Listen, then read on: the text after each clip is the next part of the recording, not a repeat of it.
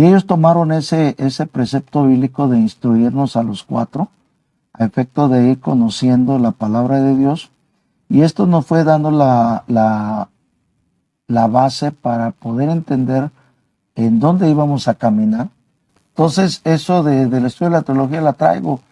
Yo creo que es la herencia del padre, ¿no? Cuando tuve mi responsabilidad, le decía yo, cuando me daban esa responsabilidad, al servidor público de primer nivel, no, porque puede traer esto.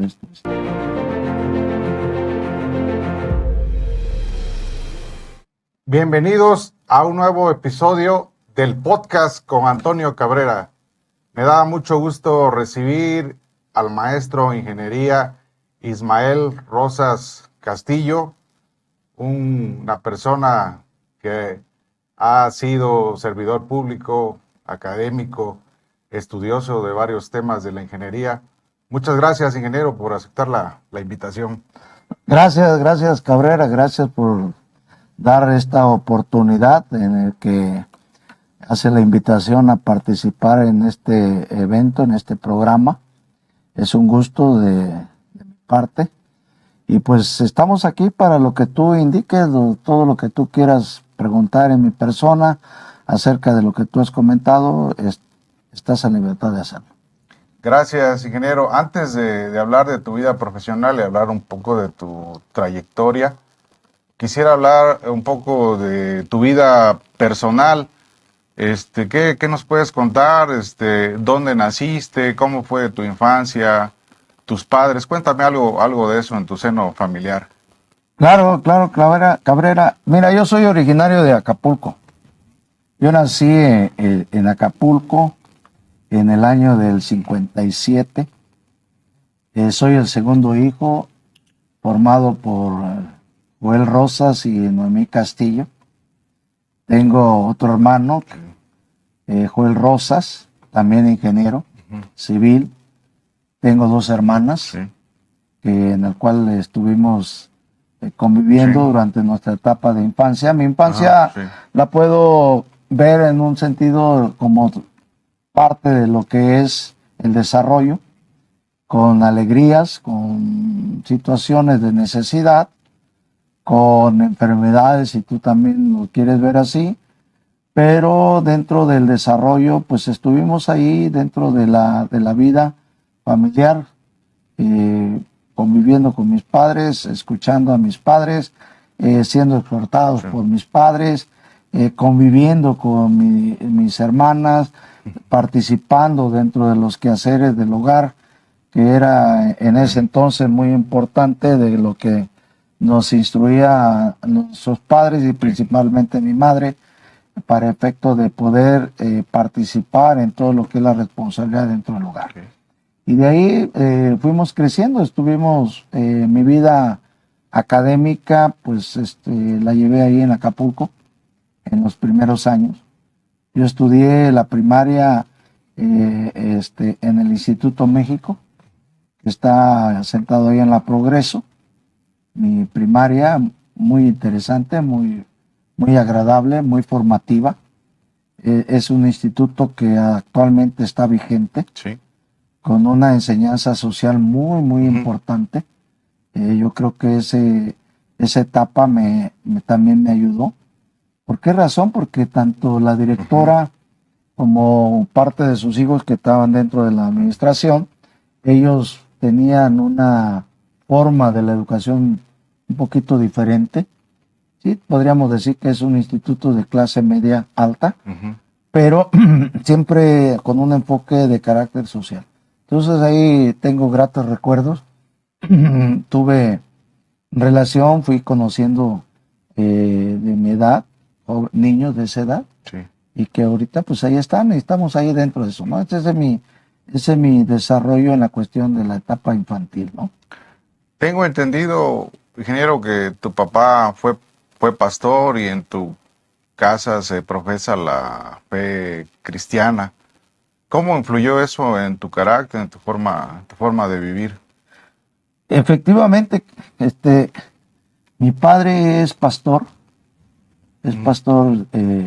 cristiano de la denominación bautista. Mi madre es presbiteriana. Es una mezcla muy interesante, pero la principal base es que fue la enseñanza del estudio de la palabra de Dios, es decir, de la Biblia. Hay un principio que es muy común, muy importante. Enseña al niño en su carrera, ¿verdad? Que no se va a apartar de lo que es el conocimiento de Dios. Instrúyelo. Y ellos tomaron ese precepto bíblico de instruirnos a los 4, a efecto de ir conociendo la palabra de Dios. Y esto nos fue dando la base para poder entender en dónde íbamos a caminar, cómo teníamos que desarrollarnos, no de crear hijos perfectos, no, sino tener la capacidad dentro de nuestra libertad de poder razonar, de poder reflexionar sobre aquello en el cual nos íbamos nosotros a enfrentar o a estar viéndonos cuando ya nosotros tuviésemos la responsabilidad de nuestra vida en el sentido hacia donde nosotros nos dijeron. Entonces, mi padre como pastor y mi madre coadyuvando en esa tarea de la enseñanza bíblica, fue muy formativa, fue muy interesante, porque déjame decirte que aparte de ellos también, en la presencia del crecimiento del cristianismo o del conocimiento espiritual, pues también tuvimos algunas personas llamados pastores en que tuvimos esas relaciones de enseñanza y eso fue fortaleciendo acerca de lo que uno era, ¿no? Entonces ese fue el caminar dentro de eso. Corrijo, entonces es pastor, no fue pastor. Lo decía porque la edad que tiene a lo mejor se había retirado, pero nunca se deja de ser pastor. No, y no. agregando, ¿tú algún día quisiera hacer algo de eso? No, fíjate que no, ya no ejerce la situación del pastorado. Él sigue siendo un hombre, ya efectivamente es un hombre ya de 94 años, seguramente 95 si así lo considera Dios. Pero no es que yo busque ser pastor, me gusta la teología. Me gusta la teología, Cabrera, porque me permite tener una visión de dónde estoy y quién soy. ¿Sí? Ese es el sentido. Claro. De ver no como alguien que es cerrado a las circunstancias, sino que estudio todo y retengo lo que es propio para seguir caminando, ¿no? Seguir siendo útil dentro de lo que nos corresponde estar. Entonces, eso del estudio de la teología la traigo, yo creo que es la herencia del padre, ¿no? Ahí es donde pues, me gusta estudiar también el catolicismo, que tiene una buena enseñanza, me gusta estudiar el protestantismo y las demás, porque eso permite un desarrollo, ¿verdad? Sí, te pregunté porque te he escuchado, ¿no? Y luego ahí en los grupos que tenemos, viertes luego mensajes, ¿no? Importantes y bueno, ¿no? A los que nos gusta, pues, un mensaje de ese tipo siempre es agradable, ¿no? Sí, es algo que digo, yo lo digo así, lo expreso de esta manera, Cabra. Yo creo que todos tenemos una Biblia. No hay hogar que no tenga una Biblia. Y creo que haciendo una lectura, uno encuentra verdades que nutren nuestra vida continua. Vuelvo a resaltar, no se busca que seamos perfectos. No lo somos. Pero sí tenemos que ocuparnos en ir transformándonos continuamente. En cualquier ámbito de nuestra vida familiar, personal, profesional, etc.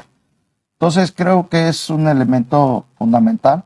Yo así crecí, no busco imponerlo, lo comparto. Lo trato de enseñar y bueno, lo dejo en la forma de que cada quien tenga un momento, ¿no? De reflexión. Ok, muchas gracias.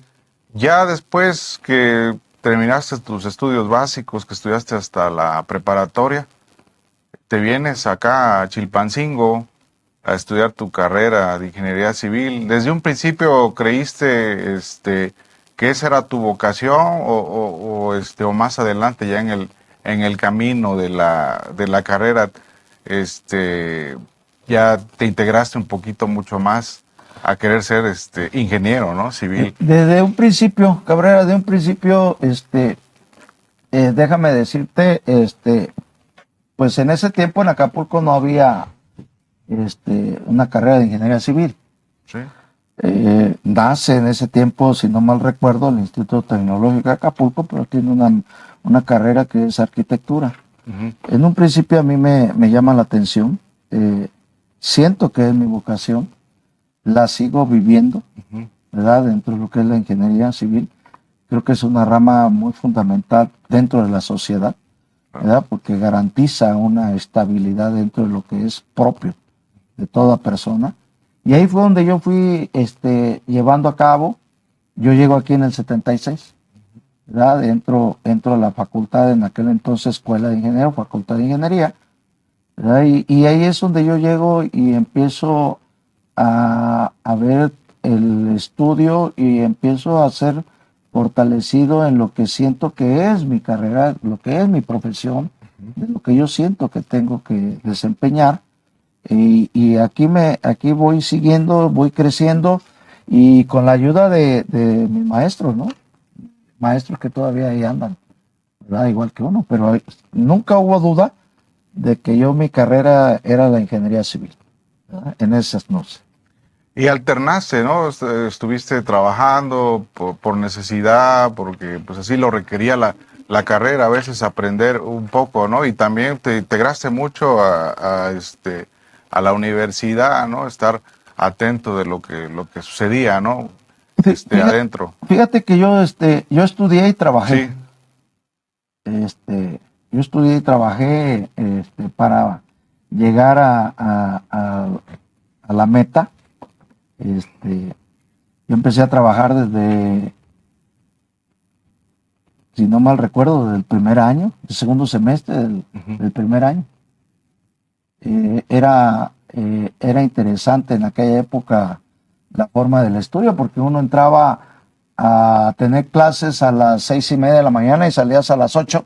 Tenías una o dos materias. Quebrado el estudio, y tenía yo que llegar a las 8:30 al trabajo, donde antes lo que hoy es el Palacio Municipal, ahí era el palacio o el edificio del gobierno del estado, y entraba a las 8:30 como estudiante, y de ahí pues a las 3 ya no regresabas a tu cuarto o la habitación donde estabas rentando, porque era la renta en un principio. Pero salías y te ibas a comer enfrente, todavía estaba el mercado ahí enfrente de Palacio, ya después era ir hacia el norte, donde está actualmente el mercado, y desde allá tomar el camión y llegar a estudiar a las 4, y llegar y tratar de comer poco para que no te agarrara el sueño, ¿no? En ese entonces salías a las 8. A las 8, déjame decirte que cuando yo estudié, los 4 años, yo estuve en la casa hogar de varones de la iglesia presbiteriana, donde hoy es la preparatoria número 33. Sí. Todo eso era terreno de la iglesia presbiteriana, en casa hogar.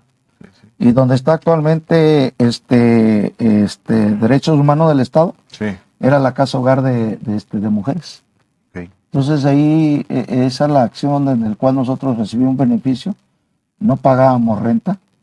Y gracias a esa disposición de la iglesia presbiteriana, muchos no cristianos y cristianos pudimos tener un cobijo, un techo para poder continuar con nuestros estudios. Y eso es algo que en lo personal yo le agradezco, ¿no?, a la iglesia, porque la iglesia tiene una presencia aquí en Chilpancingo. Para lo que tú comentas, y digo, ahí del estudio, pues terminé mi carrera en el 81, perdón, 76, 81, entonces ahí tuvimos una buena enseñanza. ¿Ha cambiado la forma de estudiar? Yo he escuchado a muchos ingenieros que egresaron hace muchos años que precisamente era muy complicado, era muy exigente, ¿no?, la carrera. Y hoy vemos que no es tanto. ¿Qué opinas de eso? ¿Está bajando la la forma de enseñar o nos tenemos que adaptar a esta forma actual? Creo que el mercado nos está demandando el personal muy rápido. ¿Sí? Y creo que ahí es donde tenemos que cuidar esa demanda. Déjame decirte que cuando tu servidor estudió, te lo voy a decir de esta manera, nuestra forma de estudiar en lo que eran las materias era como jugar a serpiente y escalera. ¿Qué quiero decir con esto? Que era una seriación de materia, que era un tamiz realmente para ver tu formación, tu vocación y tu capacidad para salir al mercado. Entonces, la forma que se tenía era muy exigente, muy exigente. Hoy considero que, porque también fui maestro en la Escuela de Ingeniería, de oídas y también testimonial, es que hoy no hay seriación de materia y que además ahora los alumnos escogen a sus maestros o sus materias. Complicado. Entonces, quien haya hecho esa forma de llevar a cabo las carreras, no que se impida salir al estudiante, pero sí cuidar, porque vamos a un mercado. Claro. Y el mercado nos demanda responsabilidad. Nos demanda que tenemos que ser veraces en lo que estamos diciendo, o en lo que estamos firmando, o lo que estamos diciendo. Entonces, en esa época, a mí me toca esa experiencia, y te vuelvo a recalcar con maestros muy exigentes, maestros muy exigentes en la cuestión de la enseñanza, de tal manera que pues uno le queda esa forma, y no digo que hoy los jóvenes ingenieros o arquitectos, cualquiera, en el caso de la materia no haya elementos o personas, mejor dicho, con esa formación, ¿no? Pero sí habría que analizar en el sentido de la forma en que se está dando, ¿no? A lo que se está demandando en la escuela ahora. Y todo se calculaba a mano, ¿verdad? Antes, ¿no? A mí todavía me tocó, bueno, había calculadoras, pero ahora ya uno mete todo ahí en un software y esperamos que nos dé los resultados. Y a veces no sabemos ni lo que nos está entregando, ¿no? No analizamos, ¿no? Eso es lo que vemos, fíjate que es algo, comentario tuyo muy importante, porque debemos partir de que los softwares es una herramienta. Claro. Es una herramienta en la cual nos ayuda, pero no nos debe de llevar a dejar de reflexionar. Yo me acuerdo del maestro, el doctor Manso. Yo tuve la fortuna de que el doctor Manso me diera concreto. Aparte de lo que es lo analítico, él nos mostraba la reflexión sobre lo que estábamos haciendo.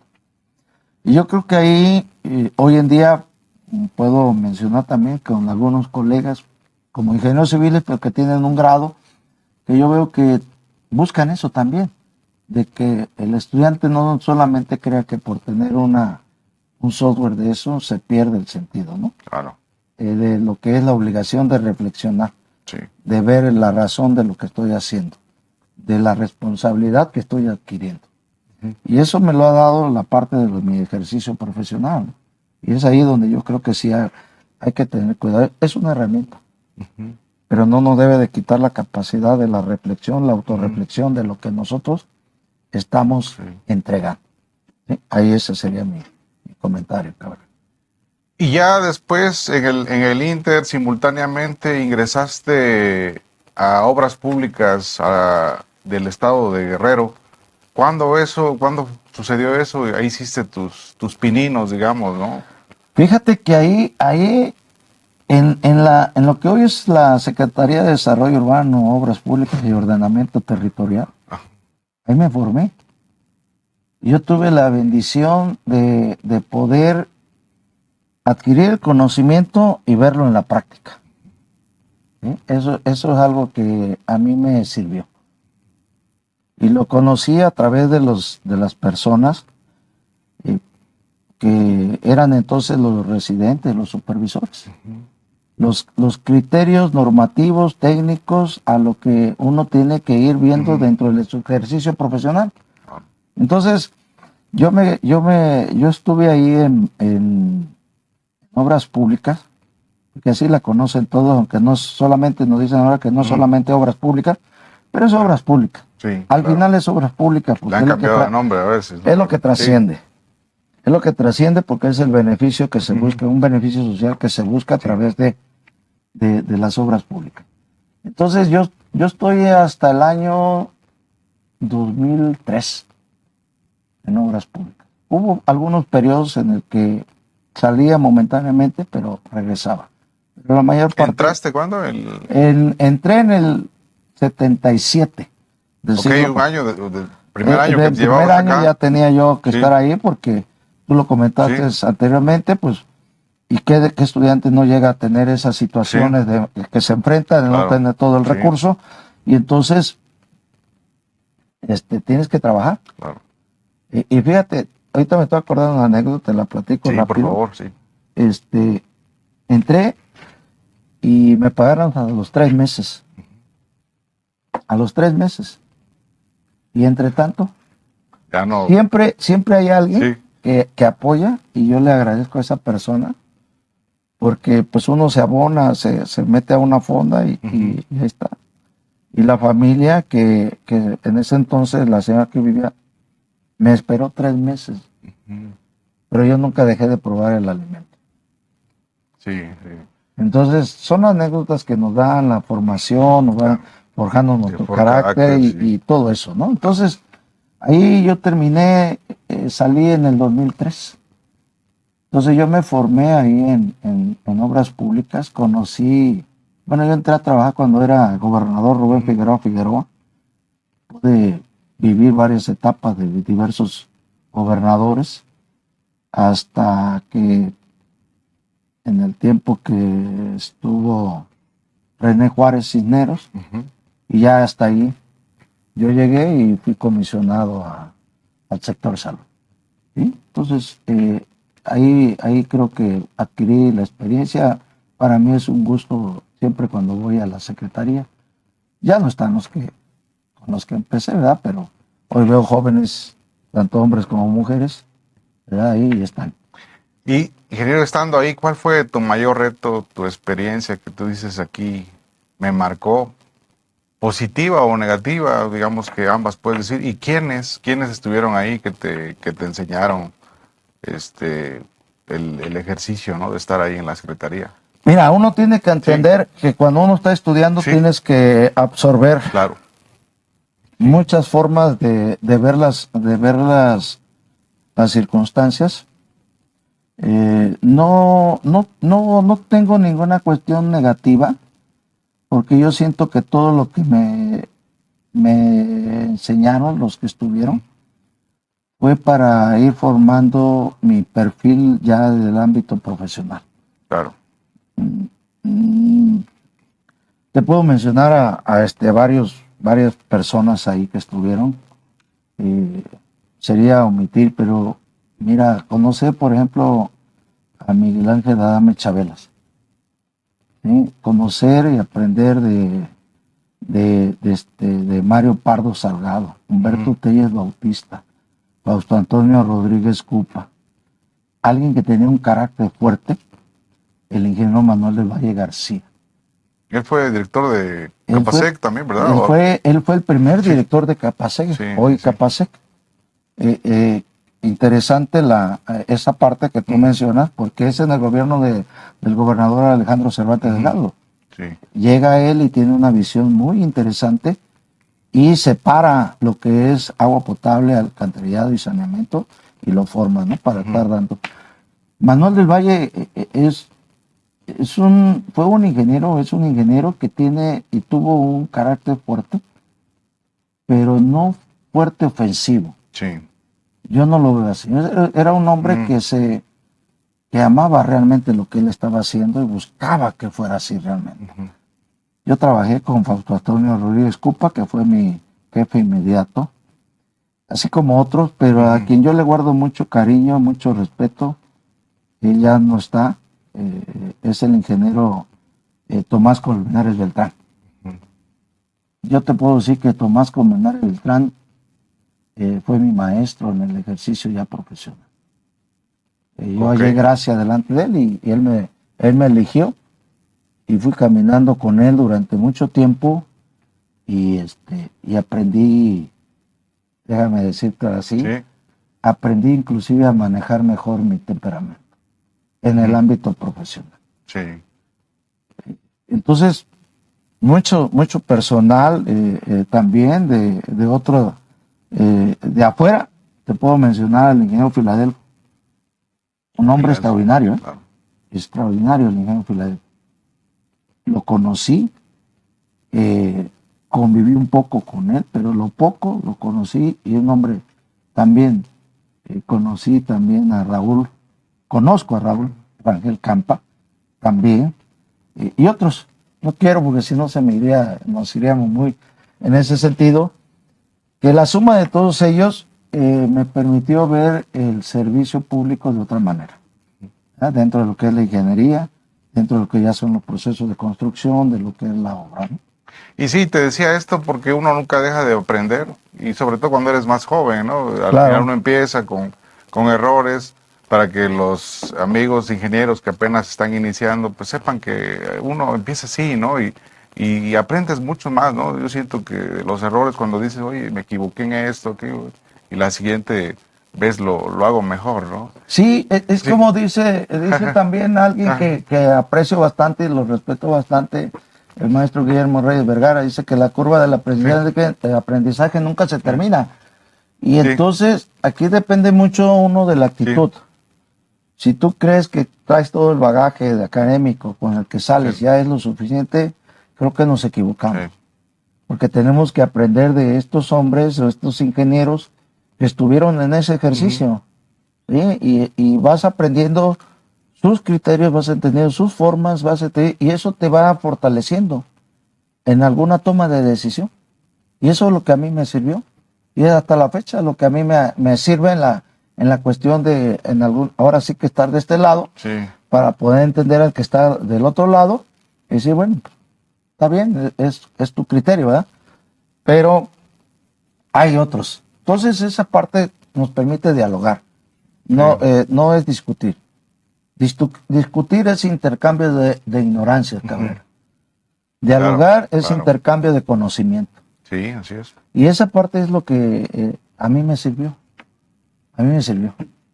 Oye, ingeniero, se dice, he escuchado a varios ingenieros ya de mucha experiencia, antes que tú viviste toda esta parte en la Secretaría de Obras Públicas, las obras eran mejores en el sentido de que había más volumen de obras, se hacían obras mucho más grandes, había más participación de los ingenieros constructores.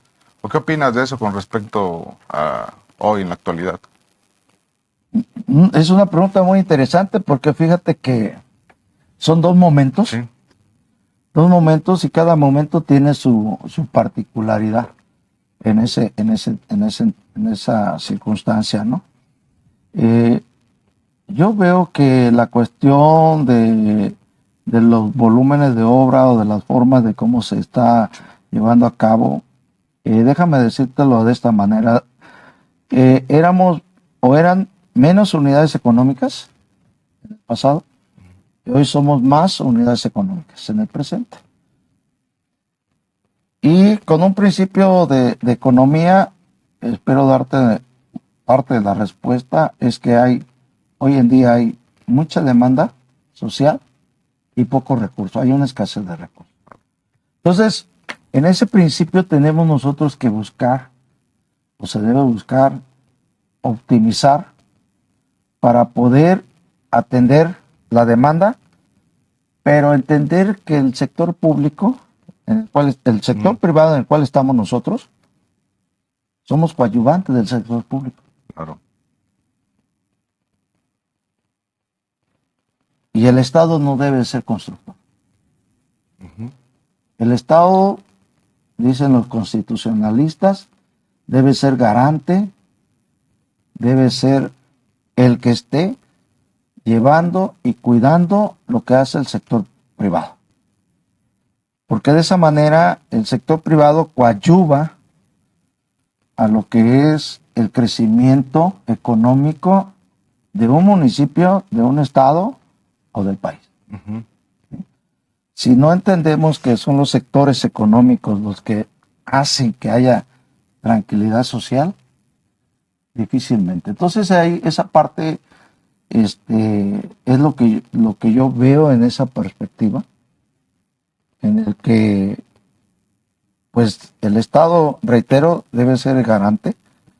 El Estado debe de promover la participación, no lo digo yo, Claro. lo dicen las leyes. No es una opinión individual, es una demanda legal en el que la ley de competencia me está diciendo que las entidades y las dependencias deben de garantizar el crecimiento y el desarrollo de las MIPYMES. Y debe establecer un patrón porcentual en que cada año, hasta llegar a un X porcentaje al término de su sexenio, de que le has dado y has fortalecido al sector privado.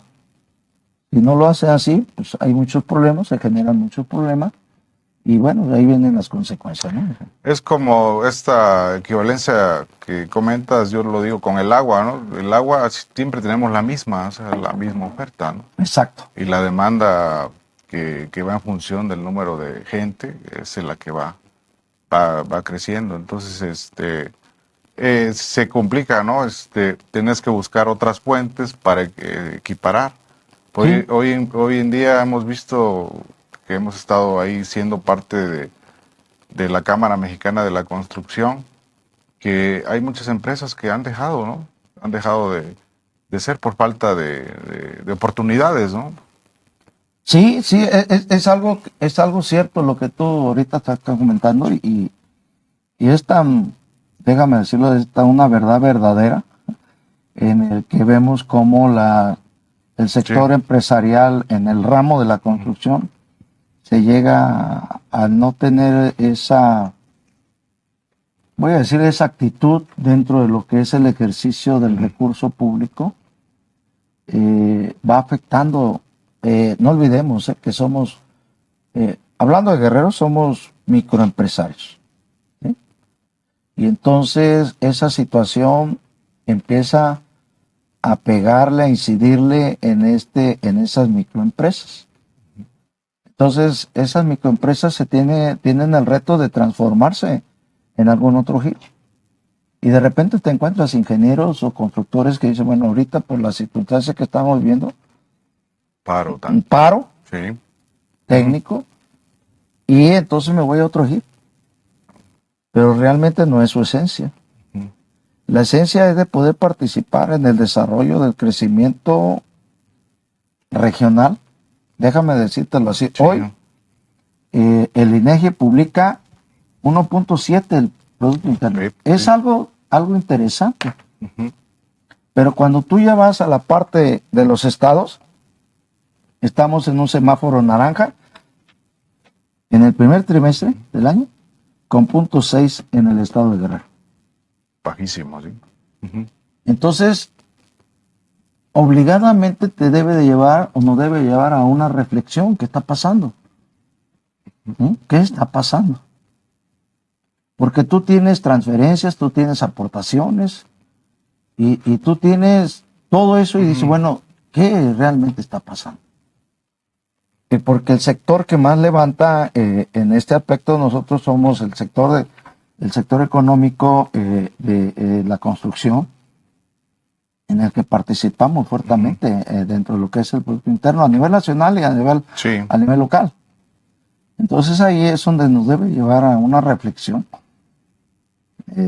escuchando a un psicólogo que le aplica 4 principios de tiempo. Uno de ellos dice que él ocupa 15 minutos para reflexionar acerca de lo que hizo bien o lo que hizo mal. Y eso le permite tener una proyección acerca de lo que tiene que hacer. Entonces, en esa parte sí tenemos que reflexionar. Cierto, ha habido crecimiento, sí. Pero ¿por qué se está mermando tanto al microempresario? Claro. ¿Por qué se está teniendo ese problema?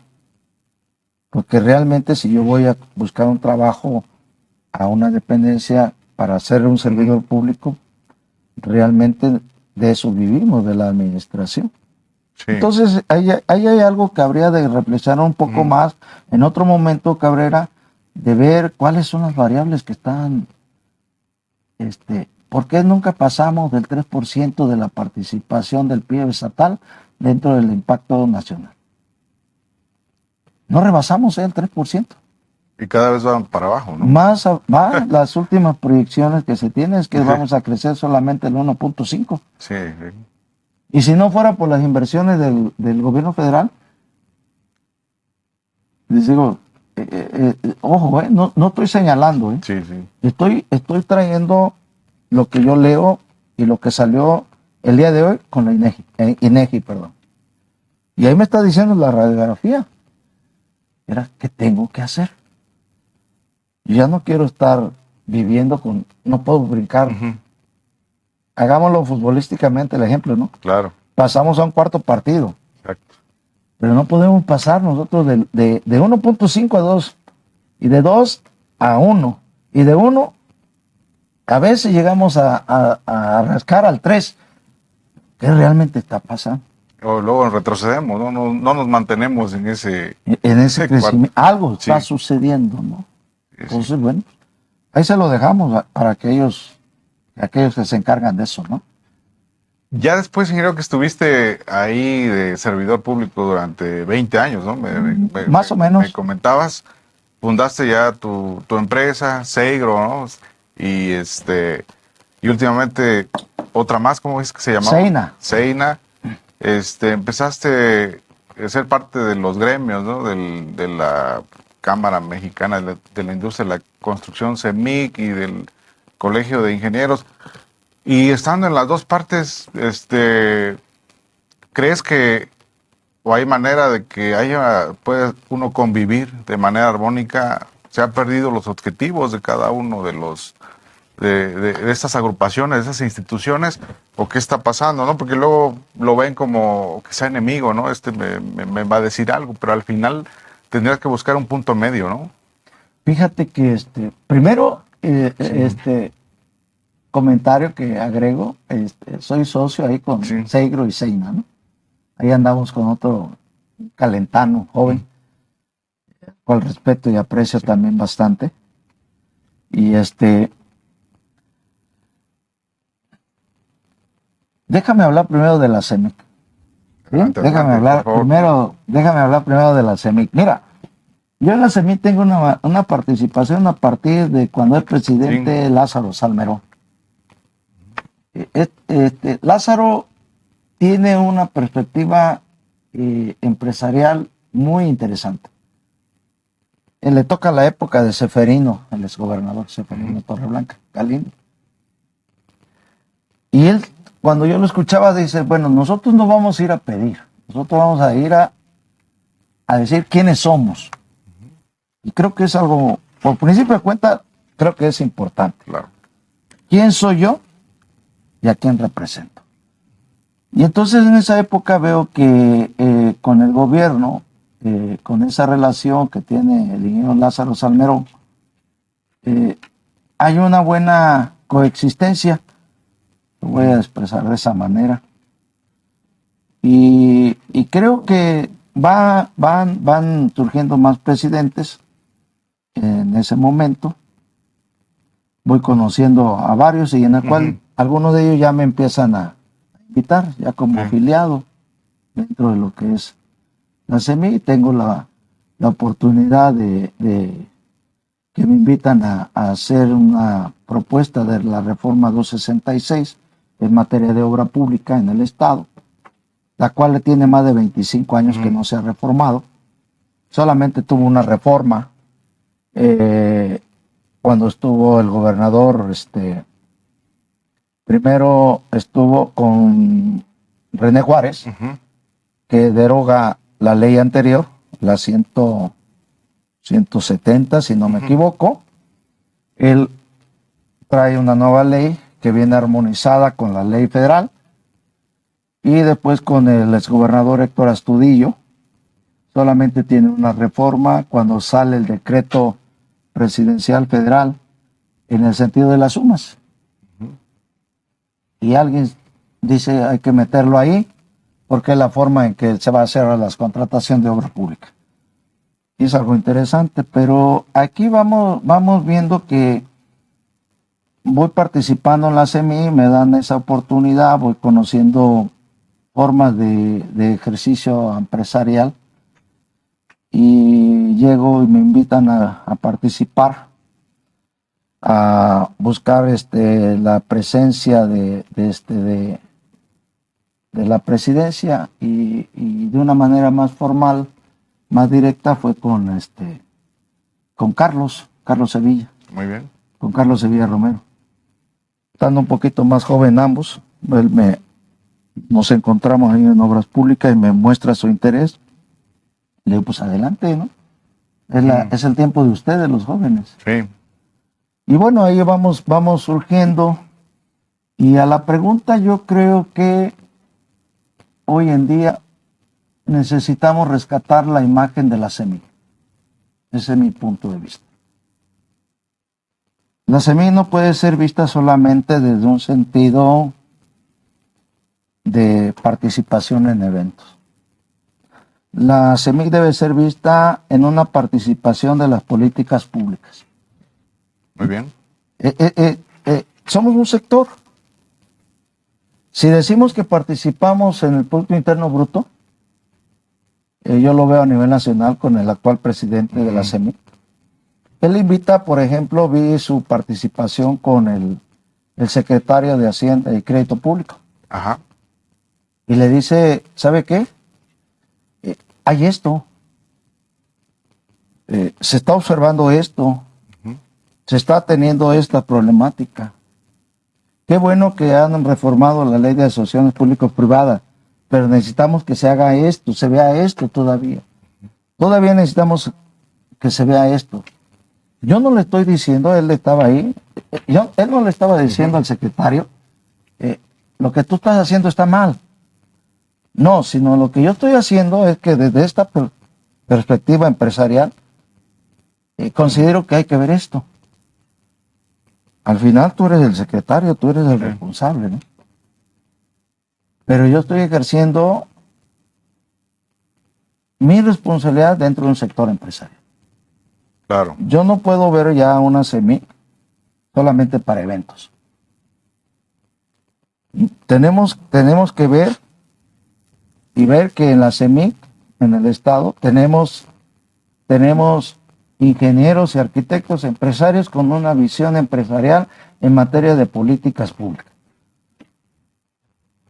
Claro. Y que somos coadyuvantes, ¿eh? Yo no le voy a decir al gobierno lo que va a hacer. Pero sí le voy a decir que hay un problema en esto. Y que si te gusta, si crees que es oportuno, lo podemos dialogar. ¿Sí? Al final, ¿quién tiene la responsiva? Aquel que fue electo, a quien yo le di el voto. Él es el responsable. ¿Sí? Y si no, que me lo demande la historia, como dicen, ¿no? Entonces, pero esa parte del sentido empresarial es importante. Hoy lo estamos viendo con el sector empresarial de la Coparmex. Fíjate qué interesante, ¿no? Sí. ¿A qué se dedica el sector de Coparmex? Es muy diferente el giro de Coparmex con la CEMIC. Sí, cierto. Muy diferente. Pero si tú estás dejando lo que es tu responsabilidad, alguien toma la bandera. ¿Sí? Yo no puedo simplemente decir que voy a reunirme con colegios y esto. Una necesidad que tenemos en Guerrero, el Instituto de Seguridad Estatal Estructural. Sí, así es. No lo tenemos. Doctores, maestros en materia de estructura, en el que ejerzan su responsabilidad, por eso estudiaron, ¿no? Y que hagan sus normas complementarias que necesitamos y no estar replicando las del Distrito Federal. Así es. Pero hay que dejar el gobierno, el Estado, dejar esa responsabilidad al sector académico, al sector productivo. Decir, aquí está. Y no traer consultores de otro lado cuando creemos que nosotros no tenemos la capacidad para hacerlo. Así es. Entonces la CEMIC, hoy en día yo creo que recientemente vi al presidente de CEMIC Guadalajara, Jalisco, perdón, hablar de las políticas públicas del agua. Y fíjate qué curioso, ¿no? La ciudadana presidenta Claudia Sheinbaum, este fin de semana pasado va y viene y nos habla de los pozos radiales. Sí, así es. ¿Y dónde están nuestros maestros y doctores en política pública en la cuestión hídrica? Exacto. Ahí tenemos un problema ahí en Acapulco, entre dos hoteles, en el que alguien se puso a hacer tubería para que salga y entre el agua y del mar y todo eso. Ahí tenemos un problema. Exacto. Se genera un problema, no estoy señalando ningún aspecto, pero hay un problema ahora que se tiene que atender. Entonces, la semilla, tu pregunta, Cabrera, es que debe ser respetada por sus políticas públicas. Entiéndese que políticas públicas es generar y buscar a nuestros empresarios que tienen el conocimiento en cada una de las ramas de la ingeniería para poderle decir al gobierno en coadyuvancia, esto es lo que necesitamos. Se necesita esto. Hay que reconocer como empresarios, yo lo he externado y lo digo aquí, en la invitación que tuve, la bitácora de ordenamiento territorial, importante. Yo la consulto. Es una herramienta importante. Algo que hizo la ciudad gobernadora a través de la Secretaría de Desarrollo Urbano y Obras Públicas, que es un instrumento regulador para los que quieran ser presidentes municipales. Y no que cada quien traiga su foco. Sí, así es.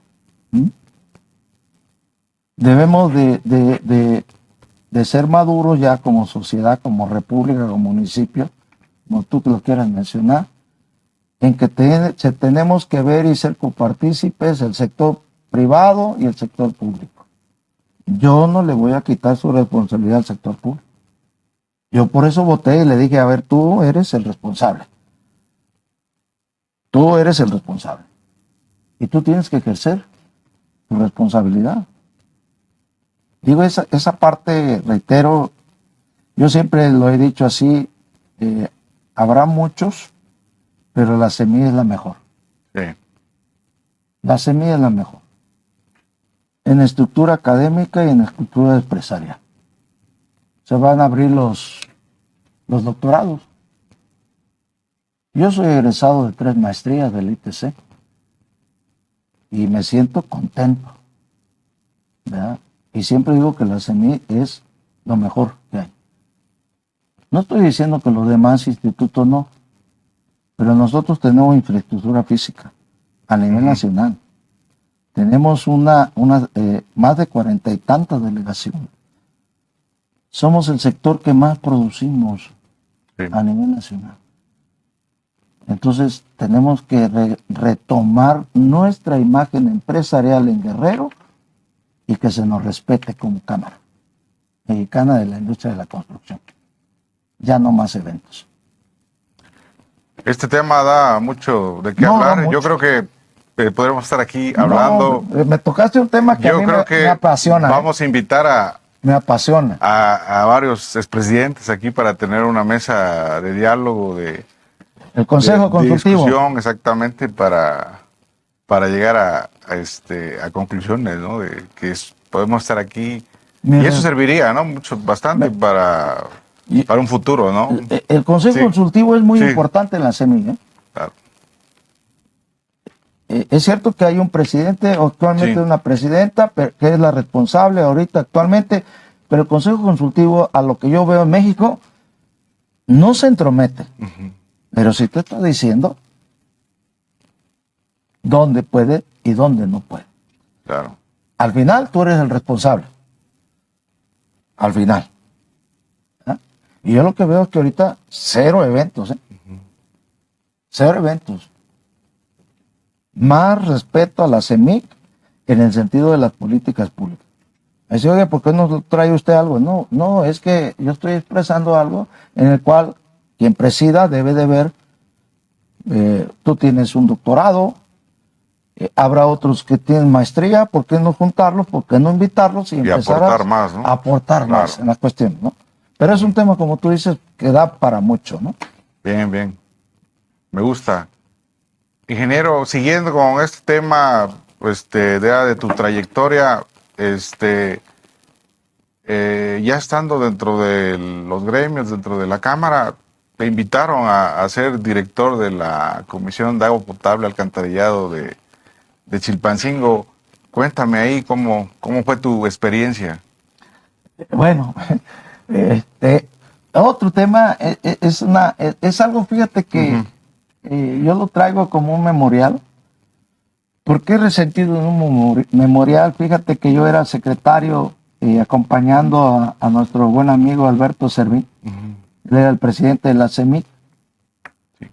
Y a mí se me hace llegar a una invitación por parte de integrantes del Consejo de Administración de la Capacha.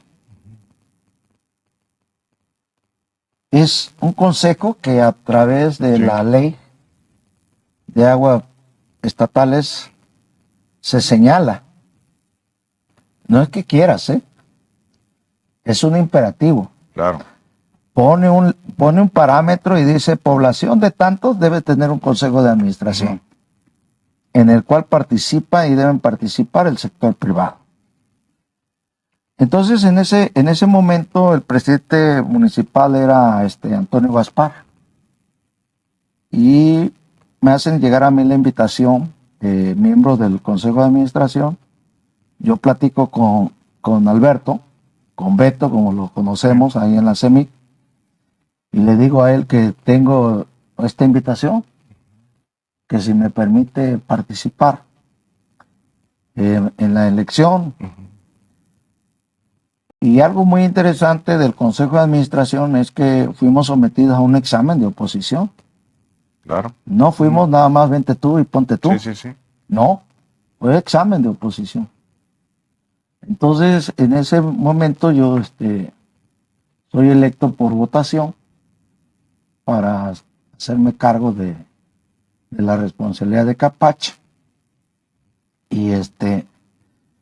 Y bueno, ejerzo durante un año la responsabilidad como director del organismo público descentralizado. Yo me acuerdo que me fueron a presentar las autoridades del ayuntamiento.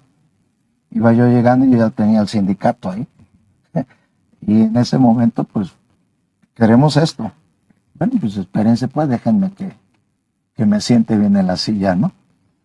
Pero la experiencia que te puedo decir es que fue una experiencia buena.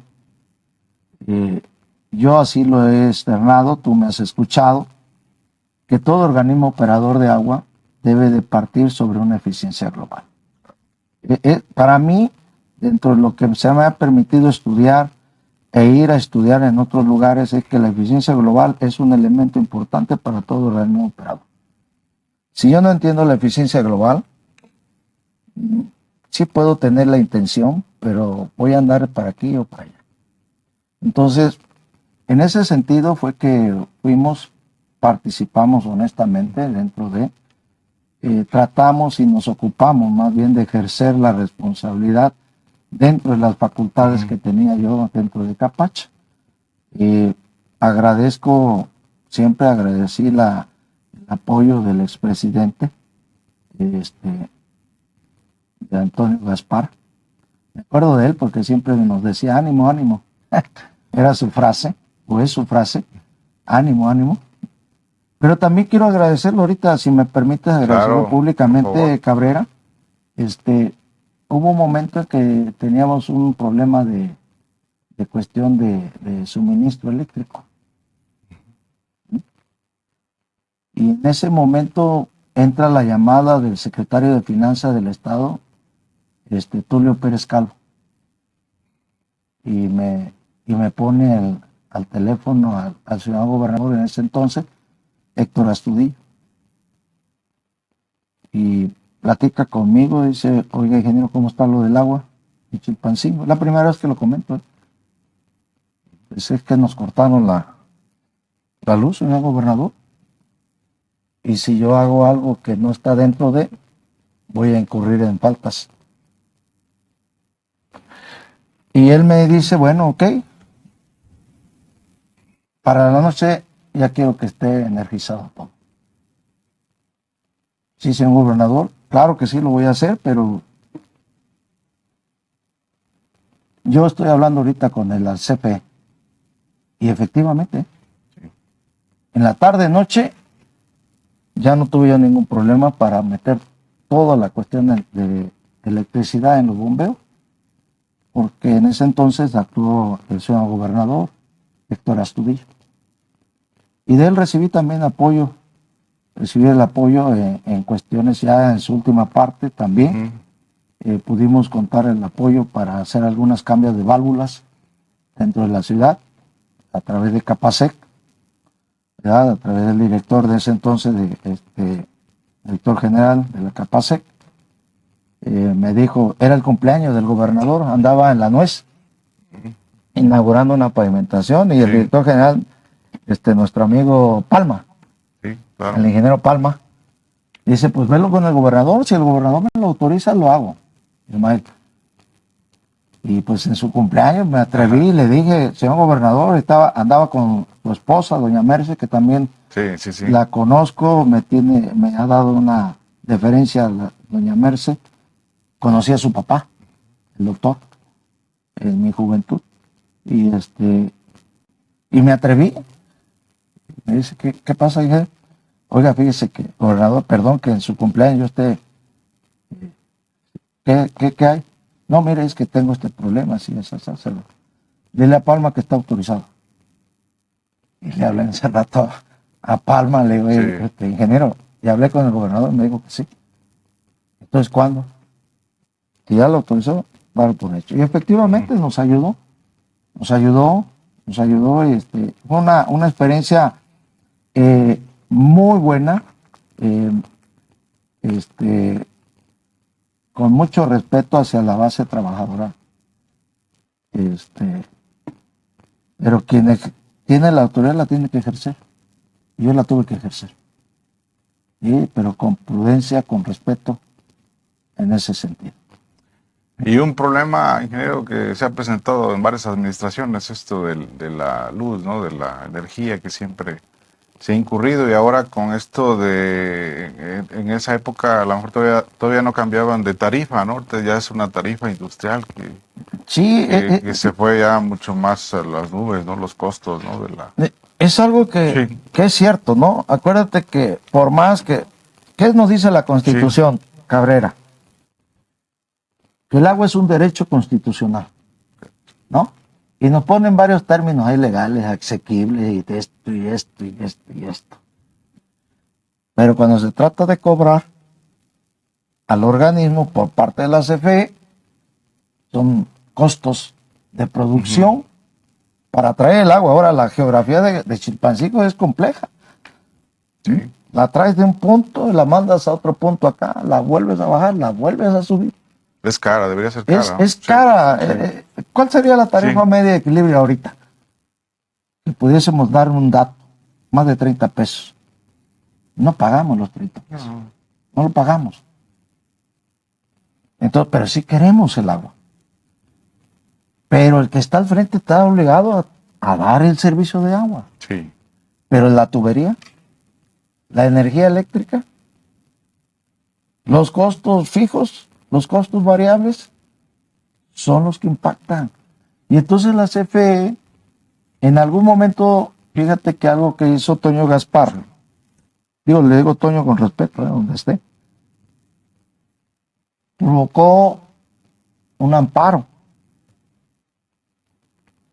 Y fue buena la acción. Fue buena porque el principio era garantizarle el derecho al agua a la población. Pero al final la CFE tiene muchos artilugios para poder decir no. Qué bueno lo que hizo la presidenta Norma Otilia, ¿no? Qué bueno, pero el problema persiste. ¿Sí? Es bueno lo que ella hizo, es bueno lo que ella trajo en su momento. No se le puede cuestionar si ella absorbió toda la deuda y todo eso. Ahora, no nos olvidemos, que a nosotros nos tocó el COVID. Sí, exacto. El COVID. Y entonces habría que mandarle a la población agua. A mí me tocó la última parte.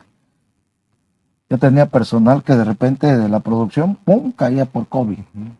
Y que el ingeniero, el subdirector técnico, el ingeniero Lara, me manda un saludo. Oiga, tengo un servidor de repente que anda, pero tenía uno que estar ahí. Entonces esos costos a lo que tú refieres, las tarifas, es cierto. ¿Dónde mandas mayor producción del agua? De las tantas horas hasta las 6 de la tarde que está. Párale de las 6 de la tarde, porque es una demanda que tenemos. Tú lo conoces, todos lo sabemos. Y después, ahora sí, arranca todos tus motores, pero de que arranca y empiezas a bombear, y hay un desgaste. Son costos. Entonces ahí mi experiencia, Cabrera, en Capache fue, creo que la que más sufría era mi esposa. Mi esposa que sin muy estresante, ¿no? Sí, sin su apoyo ella, y también mi hija, pues no. Hay una anécdota, no voy a ir al fondo, pero sucedió un hecho, y yo le comenté a ella, fíjate que se presenta este asunto. Y ella me escuchó, ella es abogada, en materia penal, ella es trabajadora del Tribunal Superior de Justicia, y me escuchó, y nada más me dijo lo siguiente: si tú recibes, tú te haces copartícipe del hecho. Claro. Ahí tú sabes. Oye, yo estoy esperando otra respuesta de mi esposa, ¿no? Somos una sola carne, sí, pues, pero cada quien su responsabilidad, ¿no? Claro. Cada quien asúmela, dice. Asúmela, ¿no? Sí. Entonces, cuando me dijo eso, no, pues no recibo. Y no recibí. ¿Sí? Entonces, Sí. fue ante un notario. Ahí está. Y cuéntenle. Así que, pues, creo que al caminar, Cabrera, nos va dando mayor experiencia, nos da más seguridad. Hay que saber escuchar. Déjame decírtelo de esta manera. Oír es esto. Escuchar es tomar una actitud diferente. Claro. Es hacerlo. Tú me dices de la sectorización, estoy escuchando. Estoy escuchando que tu conocimiento nos va a traer mejores opciones para la distribución del agua. Porque si yo nada más hago esto, estoy escuchando un sonido. Estoy oyendo un sonido. Oír y escuchar son diametralmente opuestos. Antonio Gaspar en un momento agarró y dice: oye, ingeniero, tiene usted que ir a limpiar las fuentes. Sí, vamos pues. Yo no me echo para atrás. Y fuimos. Y alcanzamos algunas láminas mejor, ¿no? En cuestión de agua. Y pudimos. Pero no terminamos con el problema. ¿Sí? Pero tú veías toda la línea de conducción por hacer el sonido, no de esa manera. Pero te lo encuentras adentro de la ciudad. Vete arriba de la CEDUR, donde te pasa la línea de conducción.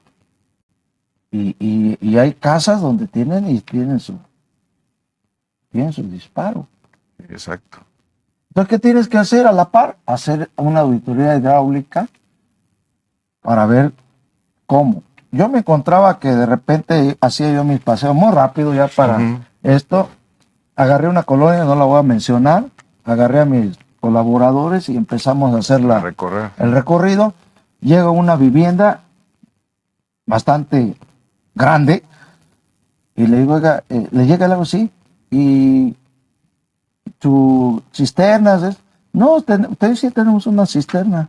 y un tanque de agua aquí. Está bien. Y de una manera un poquito maliciosa le digo, oiga, ¿me permite subir a su azotea? A quien me acompañaba de comunicación social, la licenciada Sonia. Cuando vamos viendo en la azotea, Había Cabrera, tomas ahí. no, hombre, había una de tinacos. Le dije yo a la licenciada Sonia, fírmemelo. Y luego nuestro amigo Gamaliel de repente agarraba y me hacía alguna entrevista. Pero bueno, Sí, sí, sí. el sentido de que lo que tú comentas ya no debemos tardarnos. Es necesaria la sectorización para empezar a dar soluciones dentro de la demanda del agua. Pero bueno, habrá que ver la voluntad política presupuestal, ¿no? Da por mucho hablar también este No, tema, es ¿no? un Es tema, como la muy CEMIC, bueno, ¿no? Lo ¿eh? vamos a No, hombre. dejar pendiente, y vamos a invitar al actual director, A nuestro amigo Zúñiga. al consejo, también un consejo de parte del ciudadano, ¿no? Que es importante su opinión, ¿no? Porque este tema, pues la verdad que no nomás aquí, ya en todo México aparece en primer lugar, ¿no? Como necesidad la falta de agua y seguramente vamos a tener ahí una plática aparte y ojalá nos acompañes. Cuando tú gustes, Cabrera, yo te agradezco esta oportunidad en este aspecto y los temas que tú en algún momento creas pertinentes que podamos ser útil. Adelante. Después, ingeniero, de que has pasado de servidor, de toda tu experiencia de constructor, de infraestructura, ¿cuál es el legado que tú quisieras dejar aquí? Algo que tú dijeras, esto yo dejo para las siguientes generaciones, ¿no? Mira, no sé si me lo permitas decirlo de esta manera Por y muy favor. sencilla. Siervo inútiles somos, lo que tuvimos que haber hecho lo hicimos. Yo aprendí, te digo, dentro hasta este tiempo, de muchas personas. Me dejaron un testimonio del ejercicio público y privado. Al amigo que yo te he comentado, el ingeniero Reyes Vergara, dice, hay que dar el conocimiento en vida, porque una vez que ya te mueres, no te llevas nada. Y es cierto. No busco más que el poder aportar algo de lo mucho que me dieron, de lo mucho que me permitieron aprender de las personas, de lo que pude esgrimir de cada uno de ellos y que en su momento cada quien dirá la opinión de uno, ¿no? Porque así sucede en la sociedad. No busco yo una cuestión, digamos, permanente de la persona de Ismael Rosas Castillo, ¿no? Yo me ubico en algo que siempre he dicho. Si algo puede ser útil de mi parte, adelante, ¿verdad? Si tú me pides la opinión en algo, yo la ofrezco. Al final es la persona la que va a tomar la decisión, ¿sí?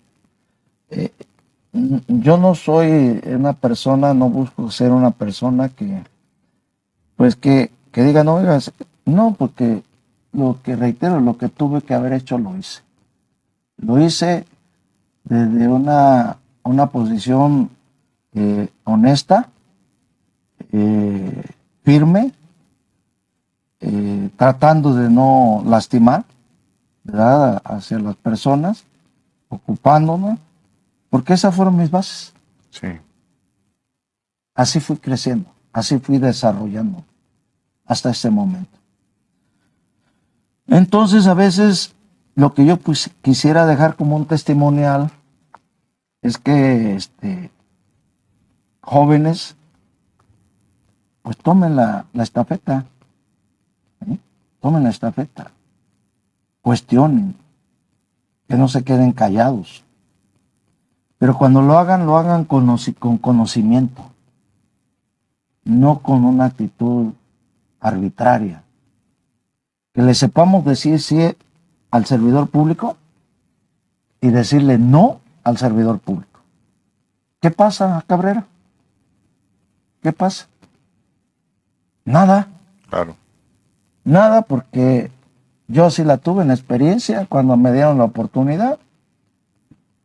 Le supe decir no a una persona y le supe decir no, sí a otra persona.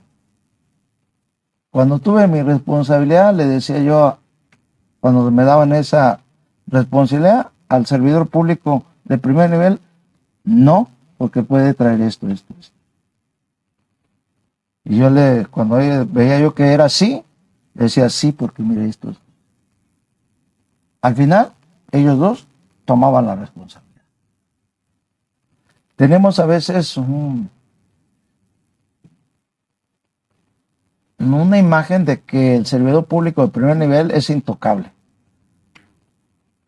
No, Cabrera, yo creo que a la ciudad gobernadora le gustaría mucho que le dijeran sí y le dijeran no, pero con conocimiento.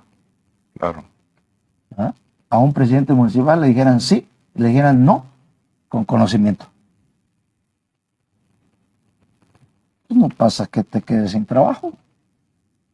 Pero hay otras oportunidades, hay otros giros, hay hacia dónde te puedas mover, porque fuimos creados con razonamiento. Sí. Ingeniero, ¿qué quiere decir su palabra? Tiene ingenio, ¿no? Y eso tenemos. O sea, yo no busco quedarme con algo así, un referente. No, yo voy a seguir caminando y cuando Dios determine, vámonos Ismael, vámonos. Ahí terminamos. En ese momento. Vendrán otros, deben de venir otros que marquen esos derroteros, y habrá otros que pues sean conformistas, ¿no? Pues lo que usted diga y mande, que los cocodrilos vuelan, bajito pero vuelan. A lo mejor muchos son así, ¿no? Pero pues no, yo creo que no estamos llamados para eso. Muchas gracias. Agradecemos la presencia del ingeniero Ismael Rosas Castillo por vertir sus opiniones, su experiencia. La verdad que fue muy gratificante. Y nos vemos en el próximo episodio, en el podcast con Antonio Cabrera. Muchas gracias. Gracias, ingeniero. No, gracias a ti, Cabrera.